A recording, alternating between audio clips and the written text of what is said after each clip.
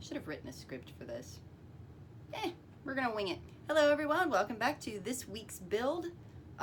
If you've never been here before, hello. I'm Kayla with McNerdy Costumes and Props, and we have fun, interesting times here, so enjoy. I've been meaning to do this last project for quite a while, as you'll see, and I'm really excited about it. However, first, before I talk about the project, I just wanted to say thanks for 100 subscribers. To some, 100 subscribers may not seem like a whole lot, especially considering there are people out there with millions of subscribers, but to me, it means a lot that holy crap, 100 people are interested in what I have to say. So anyway, thank you, and I'm really excited to announce a giveaway, so stay tuned for the next video that will detail the process of what's going on with that giveaway.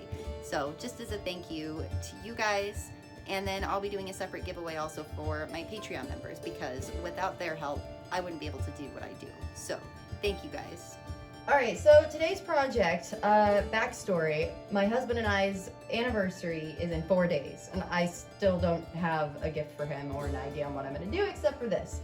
So the first year anniversary is paper, and I started this project for him a long time ago. I'm aware of what it looks like, that will change.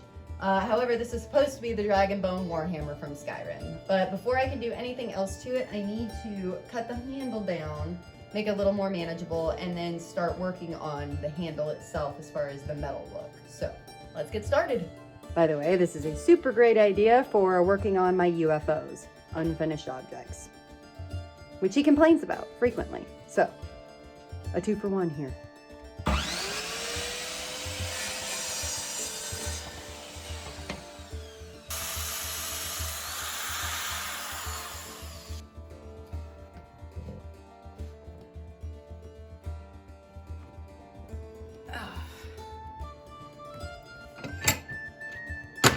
Okay. All right, and this thing serves dual purpose too, because not only is it going to create that little handle at the end of it, like the little piece that's on the end, but it also gives me a place to hang it when I go to paint.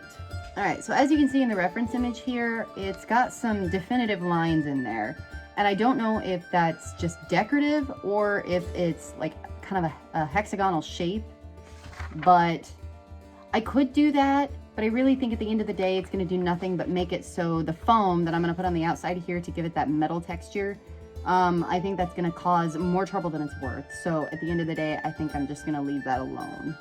All right, and I'm specifically lining these sections up so that the pieces on here that cover on the actual handle, they're going to cover up the seam line, so I don't have to wrestle a whole piece all the way down the length of this obscenely, obnoxiously long handle that he wanted. So, all right, for those that have never used this before, this is contact cement, and all you do is just brush it on to both surfaces that you're trying to adhere together.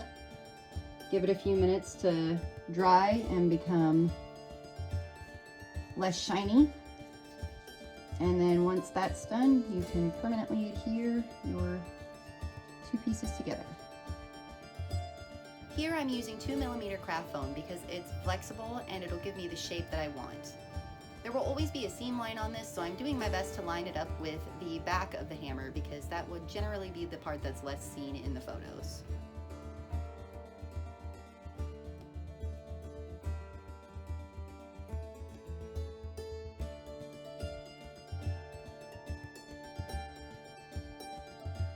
Here I'm just going in after I cut the extra piece off and trying to hide that seam line as best as I could. Here now I'm using 4mm craft foam to get those raised pieces on the top. These were just kind of freehand drawn, and getting the right shape out of them was a little bit difficult, but it worked. Here I'm just taking a Dremel and rounding off the edges to make them a little bit more believable as actual pieces of metal rather than something with a flat edge.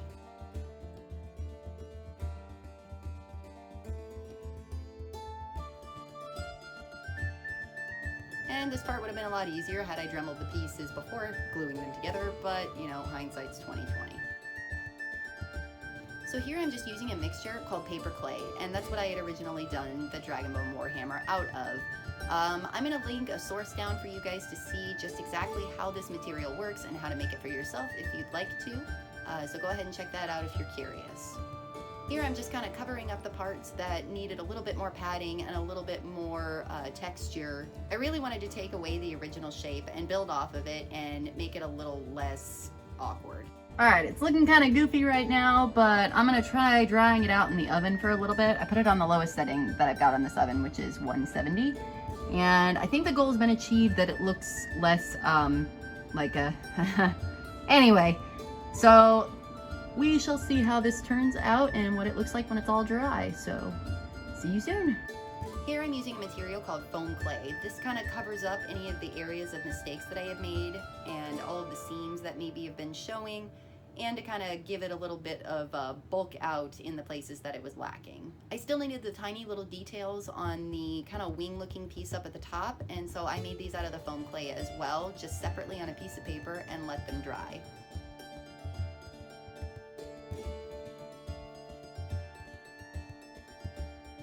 Okay, so this is the last day I have to work on this project. We are coming down to the wire. It is less than 12 hours until our anniversary, and it's still not done. So I was working last night and this morning.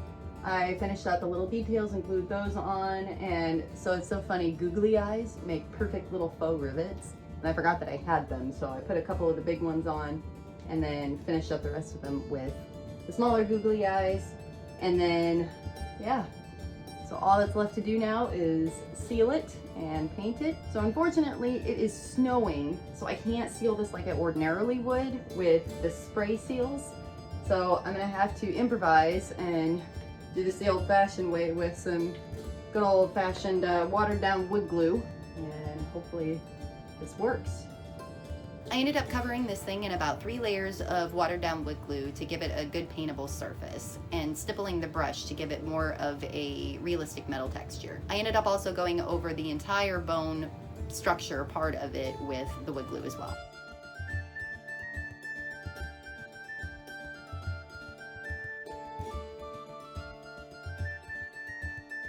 Off camera, I also painted the whole thing black on all the parts that are intending to be metal to give it a realistic base for me to work off of.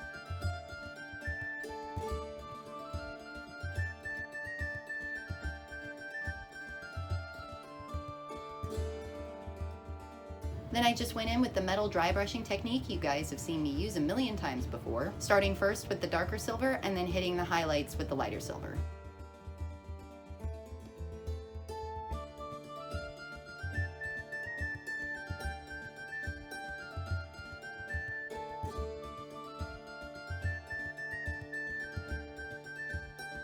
Now I've done one other project like this where I painted the bone. I did not have the right kind of white paint, and I severely regretted using the one that I did. I believe this was a latex-based paint and it dried way too quickly. So before I could wipe it away with a wet washcloth, it was stuck on there. So I did struggle a little bit with the base color. Okay, so I'm kind of working on the colors here. So I started out with a brown, and then I watered it down, wiped most of it away, and then it got a little too dark. Then I started with this watered down yellow. Now it's too just yellowy, kind of. I don't know.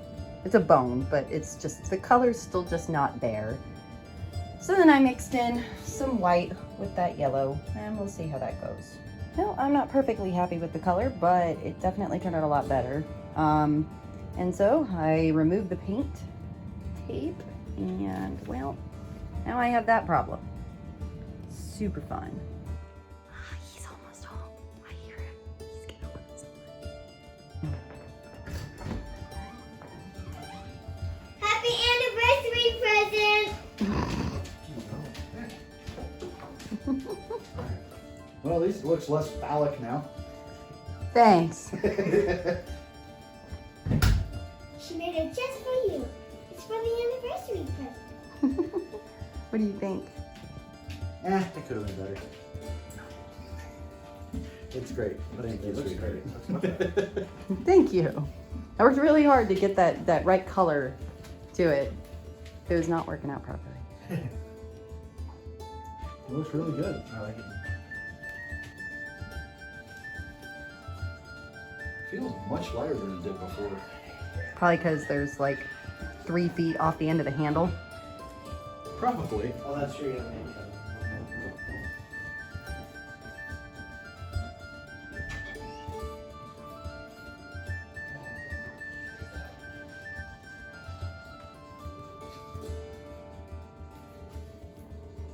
Thank you, sweetheart. So thank you guys so much for watching, and I really, really am loving everything that I'm doing with this. So thank you guys so much again for being a part of this, and I love to read your comments. So please post comments. Just do it. It's gonna be great. I love to read you guys' comments. So if there's something you'd like to see me do or a material you'd like to see me work with, go ahead and put it in the comments, and I'll see what I can do. Have a wonderful week, and we will see you next time.